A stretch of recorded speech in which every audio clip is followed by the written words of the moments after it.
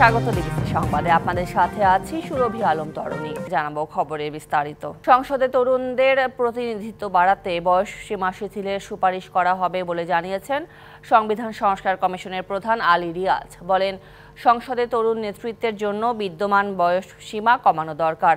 সংবিধানের সুপারিশে বিষয়টি বিশেষভাবে বিবেচনায় নেওয়া হচ্ছে। ডিবিসি নিউজকে দেয়া একান্ত সাক্ষাৎকারে এসব কথা জানান আলী রিয়াজ। আরও কিছু সুনির্দিষ্ট বিষয়ে সুপারিশ থাকবে বলেও জানান তিনি। স্বাধীনোত্তর বাংলাদেশ সংবিধানে কাটাছেঁড়া করা হয়েছে 17 বার। সংসদীয় ব্যবস্থা পাল্টে দিয়ে একদলীয় শাসন ব্যবস্থা যেমন পরিবর্তন করা হয়েছিল, তেমনি 2 বার সামরিক শাসনকে বৈধতা দেওয়া হয়েছিল সংবিধানের সংশোধনীর মাধ্যমে। বাংলাদেশের প্রতি অকৃত্রিম বিশ্বাস। শেখ হাসিনা সরকার পতনের পরে শপথ গ্রহণের মাধ্যমে রাষ্ট্র ক্ষমতা গ্রহণ করে নোবেলজয়ী অধ্যাপক ডক্টর মোহাম্মদ ইউনূসের অন্তর্বর্তী সরকার। সংবিধানের রক্ষণ। তারপর অন্তর্বর্তী সরকারে গঠিত বেশ কয়েকটি সংস্কার কমিশন বেশ কিছু নতুন প্রস্তাব নিয়ে কাজ শুরু করে।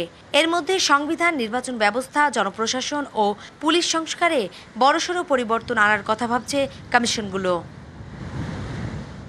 এখন পর্যন্ত রাষ্ট্র সরকারে মোট 10টি কমিশন গঠন করা হলেও এই মুহূর্তে সবচেয়ে বেশি গুরুত্ব পাচ্ছে সংবিধান ও নির্বাচনী সংস্কারের বিষয়গুলো। তার মধ্যে সংবিধান সংস্কার কমিশন কাজ শুরুর পর পঞ্চদশ সংশোধনী বাতিল, আনুপাতিক হারে ভোটের বিধান, দ্বিকক্ষ বিশিষ্ট সংসদ চালু, প্রধানমন্ত্রীর ক্ষমতা কমানো সহ সংবিধানে বেশ কিছু পরিবর্তনের সুপারিশ দেবে সংবিধান সংস্কার কমিশন। যে কোনো দ্বিকক্ষ বিশিষ্ট পার্লামেন্টের প্রধান লক্ষ্য হচ্ছে যেন একচ্ছত্রভাবে কোনো দলের আধিপত্য জনগণের অধিকার এবং জনস্বার্থ বিরোধী কোনো রকম আইনি প্রক্রিয়ার মধ্যে না দিতে পারে। বলেন, তরুণদের সংসদে আনুপাতিক হারে বেশি সংখ্যক অংশগ্রহণের বিষয়টি তাদের সুপারিশে বিশেষ গুরুত্ব পাচ্ছে। সংসদে তরুণদের প্রতিনিধিত্ব বাড়ানো দরকার এবং তার একটা পথ পদ্ধতি তৈরি করা দরকার। বিশেষ করে সংসদ সদস্য যে বয়স নির্ধারিত হয়েছে, আমরা মনে করি যে এটা আসলে কমানো দরকার। সবার মতামতের ভিত্তিতে 7 জানুয়ারি সরকারের কাছে সুপারিশ জমা দেবে সংবিধান সংস্কার কমিশন। 7 জানুয়ারির মধ্যে আমাদের প্রতিবেদন দিতে হবে। নূপুর মাহমুদ, ডিবিসি নিউজ, ঢাকা। নির্বাচনী ব্যবস্থা সংস্কারের সুপারিশ করবে সংস্কার কমিশন, আর নির্বাচনে কোন দল আসবে আর আসবে না তা নির্ধারণ করবে নির্বাচন কমিশন, জানালেন নির্বাচন ব্যবস্থা সংস্কার কমিশনের প্রধান ডক্টর বদিউল আলম মজুমদার। রবিবার দুপুরে চট্টগ্রাম জেলা প্রশাসন সম্মেলন কক্ষে রাজনৈতিক দল ও সুশীল সমাজের প্রতিনিধিদের সাথে কমিশনের মত বিনিময় সভা শেষে তিনি একথা বলেন। এক প্রশ্নে কমিশনের প্রধান জানান, বর্তমান নির্বাচন কমিশন পুরনো আইনে পরিচালিত হলেও সংস্কার কমিশনের সাথে তা সাংঘর্ষিক নয়। 31শে ডিসেম্বরের মধ্যে কমিশনের সুপারিশমালা অন্তর্বর্তী সরকারের কাছে উপস্থাপন করা হতে পারে বলে জানানো হয়। আমাদের কাজটা হলো নির্বাচনী সংস্কারের বিষয়ে প্রস্তাব দেওয়া, এটাই আমাদের এখতিয়ার। আমাদের কাজ হলো নির্বাচনী ব্যবস্থা সংস্কারের ব্যাপারে প্রস্তাব দেওয়া। আর আপনি যেই ওই যে কারা নির্বাচনে আসবে আসবে না, কারা যোগ্য নন, সেই সিদ্ধান্ত নির্বাচন কমিশনের, আমাদের এখতিয়ারের বাইরে। বাংলাদেশ কম্পিউটার কাউন্সিল BCC-কে আর কোনো তথ্য সেবা দেবে না নির্বাচন কমিশন। শর্ত ভঙ্গ করায় এমন সিদ্ধান্ত নিয়ে বাতিল করা হয়েছে চুক্তিও। চুক্তির শর্ত ভঙ্গ করে জাতীয় পরিচয়পত্র সার্ভারের তথ্য তৃতীয় পক্ষকে দেয়া ও প্রয়োজনীয় অর্থ পরিশোধ না করায় এই সিদ্ধান্ত নেওয়া হয়েছে বলে জানানো হয়েছে। দুপুরে নির্বাচন ভবনে সাংবাদিকদের এসব কথা জানান NID শাখার মহাপরিচালক ASM হুমায়ুন কবির। বলেন, কমিশনের তথ্য উপাত্ত কোনো অবস্থাতেই অন্য কোনো ব্যক্তি, সত্তা, পক্ষ বা প্রতিষ্ঠানকে হস্তান্তর, বিনিময়, বিক্রয় কিংবা অন্য কোনো উপায়ে দিতে পারবে না। এই শর্ত থাকলেও BCC তা লঙ্ঘন করেছে। কমিশনের তথ্য উপাত্ত কোনো অবস্থাতেই অন্য কোনো প্রতিষ্ঠান, ব্যক্তি, সত্তা, পক্ষকে হস্তান্তর করতে পারবে না, কিন্তু BCC সেটা লঙ্ঘন করেছে। যুক্তরাষ্ট্রে $300 মিলিয়ন পাচারের অভিযোগে সাবেক প্রধানমন্ত্রী শেখ হাসিনা এবং তার ছেলে সজীব ওয়াজেদ জয়ের বিরুদ্ধে অনুসন্ধানের সিদ্ধান্ত নিয়েছে দুর্নীতি দমন কমিশন দুদক। সকালে শেখ হাসিনা ও জয়ের বিরুদ্ধে অর্থ পাচারের অভিযোগ অনুসন্ধানের সিদ্ধান্ত নেয় কমিশন। দুদকের আমলে নেওয়া অভিযোগে বলা হয়েছে, সম্প্রতি সাবেক প্রধানমন্ত্রী শেখ হাসিনা ও তার ছেলে সজীব ওয়াজেদ জয়ের বিরুদ্ধে প্রাথমিক একটি তদন্ত করেছে federal bureau of investigation FBI। 2014 সালে যুক্তরাষ্ট্রের রিজভী আহমদ নামে এক ব্যক্তি শেখ হাসিনা ও জয়ের বিরুদ্ধে আর্থিক কেলেঙ্কারির অভিযোগে প্রথম নজরে আনেন। জয়ের নামে থাকা হংকং ক্যামস আইল্যান্ডের বিভিন্ন ব্যাংক অ্যাকাউন্ট থেকে স্থানীয় মানি এক্সচেঞ্জের মাধ্যমে যুক্তরাষ্ট্র ও লন্ডনে বিভিন্ন ব্যাংকে টাকা পাঠানোর তথ্য উঠে এসেছে। এর আগে 9টি প্রকল্পে 80,000 কোটি টাকা অনিয়ম ও দুর্নীতির অভিযোগে সাবেক প্রধানমন্ত্রী শেখ হাসিনা, শেখ রেহানা, ছেলে সজীব ওয়াজেদ জয় ও শেখ রেহানার মেয়ে টিউলিপ সিদ্দিকের বিরুদ্ধে অনুসন্ধানের কাজ শুরু করে দুর্নীতি দমন কমিশন। এদিকে সাবেক প্রধানমন্ত্রী শেখ হাসিনার বিরুদ্ধে ইন্টারপোলে রেড নোটিশ জারির জন্য সব নথি পাঠিয়েছে আন্তর্জাতিক অপরাধ ট্রাইব্যুনাল। রবিবার ট্রাইব্যুনালের চিফ প্রসিকিউটর মোহাম্মদ তাজুল ইসলাম গণমাধ্যমকে এই তথ্য জানান। ইন্টারপোলের রেড নোটিশ জারি করার জন্য শেখ হাসিনার বিরুদ্ধে যে ফর্মটা আছে, তাদের স্বীকৃত ফর্ম, সেটা ফিল আপ করে একটা ফরওয়ার্ডিং লেটার সহ আমরা এনসিবিকে, অর্থাৎ বাংলাদেশ পুলিশের যে central bureau, national central bureau যেটা আছে, সেটার কাছে আমরা পাঠিয়েছি। সরকারের কাছে আমরা তথ্যাদি প্রেরণ করেছি। সরকার আনুষ্ঠানিকভাবে ভারতের কাছে কখন কিভাবে চাইবেন বা ইতিমধ্যে চেয়েছেন কিনা সেটা সরকার বলতে পারবেন, এটা আমাদের জানা নেই এখন পর্যন্ত। পরিস্থিতি বিবেচনায় রোহিঙ্গাদের বাংলাদেশে জায়গা দেওয়া হচ্ছে, তবে সীমান্তে দুর্নীতির কারণে অনুপ্রবেশ ঠেকানো যাচ্ছে না। আবারও রোহিঙ্গাদের ঢল নামবে সীমান্তে, এমনটি চায় না বাংলাদেশ। নতুন করে অনুপ্রবেশ বন্ধ করতে কাজ করছে সরকার। মিয়ানমারের সীমান্তবর্তী 5টি দেশের ইনফরমাল কনসালটেশন শেষে জানালেন পররাষ্ট্র উপদেষ্টা তৌহিদ হোসেন। দুঃখ লাগে এটা কথাটা বলতে, কিন্তু আমাদের পক্ষে আমাদের সাধ্যের অতীত আর কাউকে আশ্রয় দেওয়া। গত সেপ্টেম্বরে আর কোনো নতুন রোহিঙ্গা বাংলাদেশে অনুপ্রবেশের সুযোগ পাবে না বলে হুঁশিয়ারি দিয়েছিলেন পররাষ্ট্র উপদেষ্টা। তবে গত কয়েক মাসে মিয়ানমার থেকে বাড়তি 60,000 রোহিঙ্গা বাংলাদেশে অনুপ্রবেশ করে। সীমান্ত এলাকায় চলমান সশস্ত্র সংঘাতের পাশাপাশি নানা ধরনের অপরাধ, মাদক ও অস্ত্র পাচারের বিষয়ে ঢাকা বারবার গভীর উদ্বেগ জানালেও নিজেদের সীমান্ত রক্ষায় ব্যর্থ নেপিডো। এমন প্রেক্ষাপটে ব্যাংককে মিয়ানমার ও তার প্রতিবেশী 5 দেশের মধ্যে মন্ত্রী পর্যায়ে বৈঠক অনুষ্ঠিত হয়। এ সময় রোহিঙ্গা পরিস্থিতি নিয়ে পররাষ্ট্র উপদেষ্টা উদ্বেগ প্রকাশ করেন। এছাড়াও মিয়ানমারের উপপ্রধানমন্ত্রী ও পররাষ্ট্রমন্ত্রী থান সোয়েরের সাথে বৈঠকে আন্তঃরাষ্ট্রীয় অপরাধ দমনে তাদের সরকার ব্যর্থ বলে জানান তৌহিদ হোসেন। জাতিগত সশস্ত্র গোষ্ঠীগুলো মিয়ানমারের সশস্ত্র সংঘাতে মদত যোগাচ্ছে বলে অভিযোগ করেন উপদেষ্টা। যে বর্ডার, সেই বর্ডারে তো তোমাদের নিয়ন্ত্রণ নাই, সেটা সম্পূর্ণভাবে একটা নন স্টেট অ্যাক্টরের কাছে চলে গেছে। কাজে তোমাদেরকে দেখতে হবে যে তোমরা কোন পদ্ধতিতে বর্ডারে এবং ওই রাসায়নিক সমস্যার সমাধান করবে, কারণ গত 2 মাসে আরও 60,000 মানুষ অত্যাচারিত হয়ে কিন্তু বাংলাদেশে প্রবেশ করেছে। প্রচুর দুর্নীতি আছে বর্ডারে। একটা শুধু বর্ডার দিয়ে যে ঢুকছে তা তো না, বিভিন্ন জায়গা দিয়ে ঢুকে যাচ্ছে। এটাকে আটকানো খুব কঠিন হয়েছে। তবে আমি এখনো মনে করি না যে আরেকটা ঢল যেটা সেরকম কিছু একটা আসবে। রোহিঙ্গা সমস্যা সমাধান না হলে মিয়ানমারের শান্তি আসবে না জানিয়ে উপদেষ্টা বলেন, এই একটি ইস্যুতে বার্মার সীমান্তবর্তী সকল রাষ্ট্র ক্ষতিগ্রস্ত হচ্ছে। এ নিয়ে সভায় মিয়ানমারকে নিজেদের সীমান্ত রক্ষায় আরও সতর্ক ও কঠোর হওয়ার সুস্পষ্ট আহ্বান জানিয়েছে বাংলাদেশ। এই মানুষগুলোর সামনে যদি আপনারা কোনো আশা দেখাতে না পারেন, যদি at the end of the tunnel কোনো আলো দেখা না যায়, তাহলে তারা কিন্তু ডেসপারেট হবে এবং ডেসপারেট মানুষ কিন্তু ডেসপারেট কার্যকলাপ করবে। অপরাধীরা আছে দুই পক্ষেরই, বর্ডারের এপারে ওপারে, প্লাস রোহিঙ্গা ক্যাম্পে অপরাধীরা আছে এবং তারা প্রচুর পয়সা কামাই করছে অপরাধের মাধ্যমে। কাজে আপনাদেরকে এই সমস্যার সমাধান না করলে এটা আপনারা যে শান্তির জন্য চেষ্টা করছেন সেটা হবে না। রোহিঙ্গাদের অধিকার ও নিরাপত্তা ইস্যুতে আসিয়ান দেশগুলোর সহায়তা চান পররাষ্ট্র উপদেষ্টা। নিরাপত্তার সাথে ফেরত যাওয়ার পরিবেশ সৃষ্টি করতে হবে। Sultana Swarna, DBC news, Dhaka. এদিকে রোহিঙ্গাদের মিয়ানমারে ফেরাতে বঙ্গোপসাগর সংযুক্ত দেশগুলোর সাথে পারিপার্শ্বিক ভূ রাজনৈতিক সম্পর্ক ভূমিকা রাখবে বলে মনে করছেন পররাষ্ট্র উপদেষ্টা তৌহিদ হোসেন। বঙ্গোপসাগর ও এ অঞ্চলে সমুদ্র বাণিজ্য সম্ভাবনা বাড়াতে বাংলাদেশের সাথে কাজ করবে জাপান, জানিয়েছেন দেশটির রাষ্ট্রদূত। চট্টগ্রাম অঞ্চলের দীর্ঘ বঙ্গোপসাগর উপকূলে রয়েছে অফুরন্ত সম্ভাবনা। তবে ভৌগোলিক সীমাবদ্ধতা, বড় বড় জাহাজ এই অঞ্চলে না আসা, রোহিঙ্গা ও অভিবাসন প্রত্যাশীদের নৌকায় করে সাগর পাড়ি দেওয়ার প্রবণতা, অবাধে বাংলাদেশের সীমানায় এসে মাছ ধরে নিয়ে যাওয়া সহ নানা কারণে ব্লু ইকোনমির সঠিক ব্যবহারে ব্যর্থ বাংলাদেশ। এমন বাস্তবতায় বঙ্গোপসাগরের আঞ্চলিক দেশগুলোর সাথে পুনঃসংযোগ স্থাপন অভিন্ন স্বার্থের খোঁজ শীর্ষক সেমিনারে অংশ নেন এ অঞ্চলের বিভিন্ন দেশের কূটনীতিকরা। বঙ্গোপসাগরের অর্থনৈতিক সম্ভাবনা তুলে ধরে জলবায়ু পরিবর্তন, বাণিজ্য বাধা, ভূ-রাজনৈতিক উত্তেজনা সহ বিভিন্ন বৈশ্বিক চ্যালেঞ্জ সম্মিলিত প্রচেষ্টার মাধ্যমে মোকাবিলার আহ্বান জানান বক্তারা। বাণিজ্য ও বিনিয়োগ বাড়াতে উভয়ের জন্য লাভজনক অংশীদারিত্ব গড়ে তুলতে জাপান বাংলাদেশকে সহযোগিতা করবে বলে জানান জাপানের রাষ্ট্রদূত ইয়োমা কিমিনারো। দুই দেশের মানুষের পারস্পরিক বোঝাপড়া এবং বিনিময় জোরদার করতে জাপান সর্বোচ্চ প্রচেষ্টা চালাবে। বে অফ বেঙ্গল ট্রেড এবং ইনভেস্টমেন্টের জন্য বাংলাদেশের সরকার ও মানুষের সঙ্গে হাতে হাত মিলিয়ে কাজ করতে আমরা উন্মুখ হয়ে আছি। শুধুমাত্র অর্থনৈতিক নয়, পরিবেশগত বাণিজ্য হিসেবেও এই বিশাল অঞ্চলকে ব্যবহার করার এখনই উপযুক্ত সময় বলে মনে করেন পররাষ্ট্র উপদেষ্টা। বঙ্গোপসাগরের ভৌগোলিক গুরুত্ব তুলে ধরে মিয়ানমার থেকে রোহিঙ্গাদের বিভিন্ন দেশে অনুপ্রবেশ রোধে ভূরাজনৈতিক সম্পর্ক উন্নয়নে জোর দেন তিনি।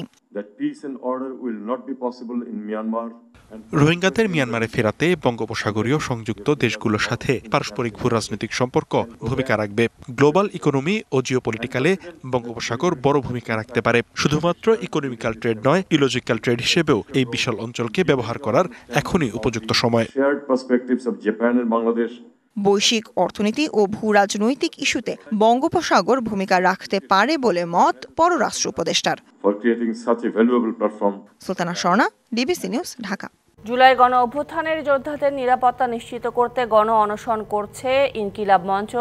একই সঙ্গে গণহত্যার অভিযোগে আওয়ামী লীগের সব নেতাকে অবিলম্বে গ্রেপ্তার ও দলটির নিবন্ধন বাতিলের দাবিতে প্রধান বিচারপতির বাসভবনের সামনে অবস্থান নিয়েছে সংগঠনের নেতাকর্মীরা। ছাত্র জনতার জীবন বাঁচাতে প্রধান উপদেষ্টার কাছে 3 দফা দাবিও দেয়া হয়েছে। দাবিগুলো হলো আওয়ামী লীগের নিবন্ধন বাতিল, গণহত্যায় জড়িত আওয়ামী লীগের নেতাকর্মীদের গ্রেপ্তার ও বেসরকারি বিশ্ববিদ্যালয় সহ জুলাই যোদ্ধাদের জীবনের সম্পূর্ণ নিরাপত্তা প্রদান। প্রধান উপদেষ্টার বাসভবনের দিকে যেতে চাইলে পুলিশের বাধায় প্রধান বিচারপতির বাসভবনের সামনে অবস্থান নেয় ইনকিলাব মঞ্চের নেতাকর্মীরা। পরে ছাত্র জনতার কাছে একজন উপদেষ্টা এসে দাবি গ্রহণ না করা পর্যন্ত কর্মসূচি চালিয়ে যাওয়ার ঘোষণা দেন আন্দোলনকারীরা।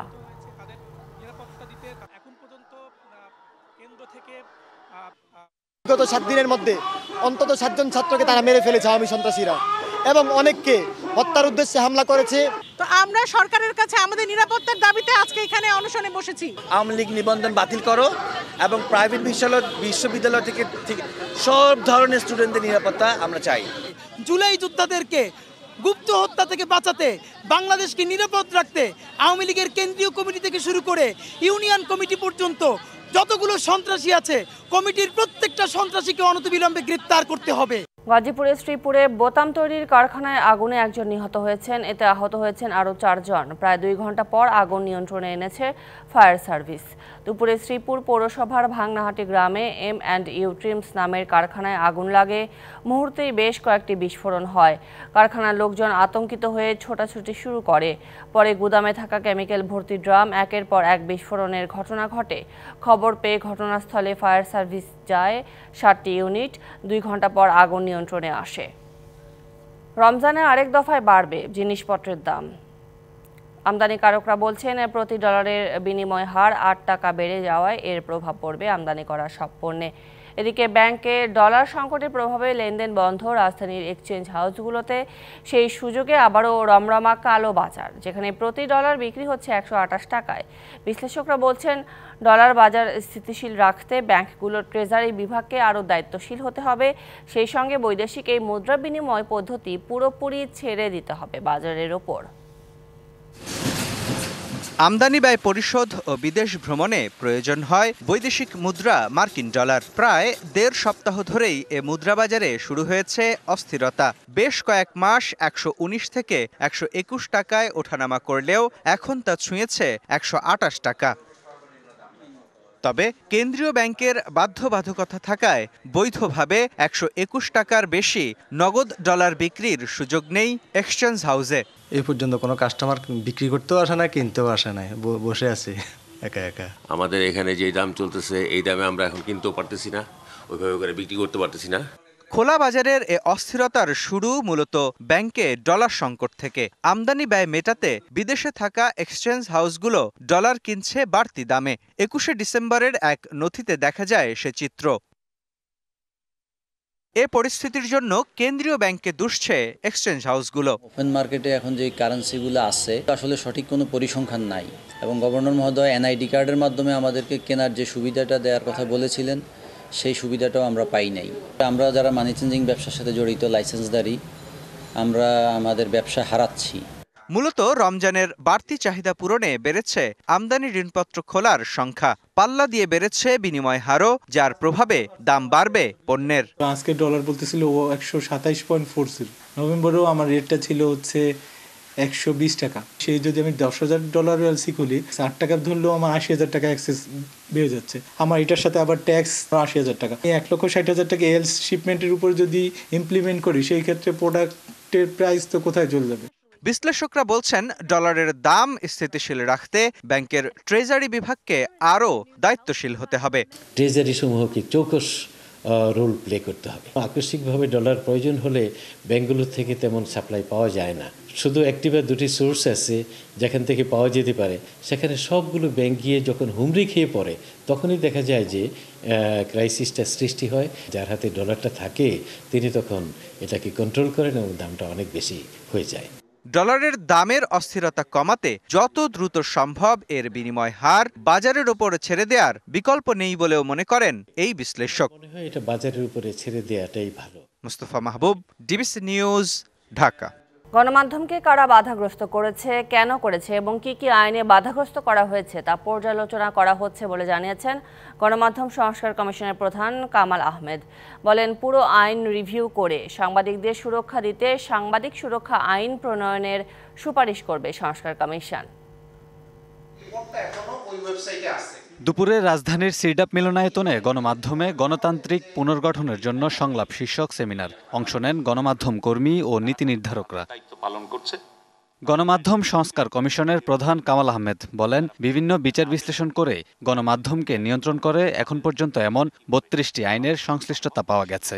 এসব আইনের রিভিউ করবে কমিশন। একই সাথে সাংবাদিক সুরক্ষা আইন করার সুপারিশের কথাও বলেন তিনি।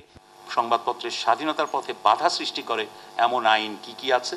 অনেক আইনই বাতিল করে দেওয়া সম্ভব, আবার অনেক আইন সংশোধন করে রাখতে হবে, হালনাগাদ করার প্রয়োজন। সাংবাদিকদের সুরক্ষা আইন, এই সুরক্ষা আইনেরও কথাও আমাদের বিবেচনায় আনার প্রশ্ন আছে। মিডিয়া মালিকানার বিষয়েও আমরা একটা চেষ্টা করছি এটার বিশ্লেষণ করার। মিডিয়া মালিকানায় কারা আছেন, সরাসরি, পরোক্ষ, প্রত্যক্ষ, সবভাবেই, অর্থাৎ তাদের পরিচালনা পর্ষদে কারা আছেন, টাকাটা কোত্থেকে আসে সেটা জানার চেষ্টা করা হচ্ছে। অনুষ্ঠানে প্রধান উপদেষ্টার প্রেস সচিব শফিকুল আলম বলেন, 15 বছরে গণমাধ্যম জনগণের কথা বলেনি। বিগত সরকারের বিচারহীন হত্যার সমর্থন করেছেন এমন সংবাদকর্মীদের বিচারের আওতায় আনার দাবি জানান তিনি। গত 15 বছরে যে সমস্ত সাংবাদিক গভর্নমেন্টের এক্সট্রা জুডিশিয়াল কিলিংকে তারা লেজিটিমাইজ করেছেন, ডিসঅ্যাপিয়ারেন্সকে লেজিটিমাইজ করেছেন, তাদের কেন বিচারটা হবে না? প্রত্যেকটা সাংবাদিক এটা নিয়ে জোর দেওয়া উচিত যে আসবে সংবাদপত্রে এত টাকার নিচে বেতন দিতে পারবেন না, সরি, নাহলে পত্রিকা চালাবেন না, ওয়েবসাইট চালাবেন না, ঘরে বসে থাকেন। কানুল হাসান, ডিবিসি নিউজ, ঢাকা। এবার আরো কিছু সংবাদ জানিয়ে দেব এক নজরে। 16 বছর কারাগারে ছিল দেশের মানুষ, এমন মন্তব্য করেছেন বিএনপি স্থায়ী কমিটির সদস্য ইকবাল হাসান মাহমুদ টুকু। দুপুরে সিরাজগঞ্জের কামারখন্দ উপজেলা বিএনপি জনসভায় যোগ দিয়ে তিনি একথা বলেন। এ সময় তিনি আরও বলেন, শেখ হাসিনা লুট করা টাকা 100 বছর ধরে পরিশোধ করতে হবে দেশের মানুষকে। খুলনার West zone power distribution company কার্যালয়ে অভিযান চালিয়েছে দুদক। দুপুরে নগরীর বয়রা এলাকায় 3 ঘণ্টা ব্যাপী এই অভিযান চলে। 4টি প্রকল্পের বিভিন্ন অসঙ্গতির বিষয়ে খতিয়ে দেখতে এই অভিযান পরিচালনা করা হয়েছে। রংপুরে বেতন বৃদ্ধির দাবিতে ধর্মঘট করেছে বিএসএমএমইউ ও বিসিপিএস এর অধিভুক্ত পোস্ট গ্র্যাজুয়েট প্রাইভেট ট্রেনি ডাক্তাররা। সকালে রংপুর মেডিকেল কলেজ হাসপাতাল চত্বরে ট্রেনি ডাক্তাররা জানান, দীর্ঘদিন দাবি পূরণে তেমন কোনো পদক্ষেপ নেয়নি সরকার। প্রজ্ঞাপন জারি না করা পর্যন্ত কাজে না ফেরার ঘোষণা দেন তারা। নওগাঁর পুলিশ সুপারের কার্যালয়ের সামনে অবস্থান কর্মসূচি পালন করেছেন বৈষম্য বিরোধী ছাত্র আন্দোলনের শিক্ষার্থীরা। এই সময় পরিবর্তিত পরিস্থিতিতে পুলিশের বিরুদ্ধে অসহযোগিতার অভিযোগ করেন তারা। সংবাদ এই ছিল এখনকার মতো। ডিবিসি নিউজের সংবাদগুলো পড়তে ভিজিট করুন dbcnews.tv। ডিবিসির সঙ্গেই থাকুন।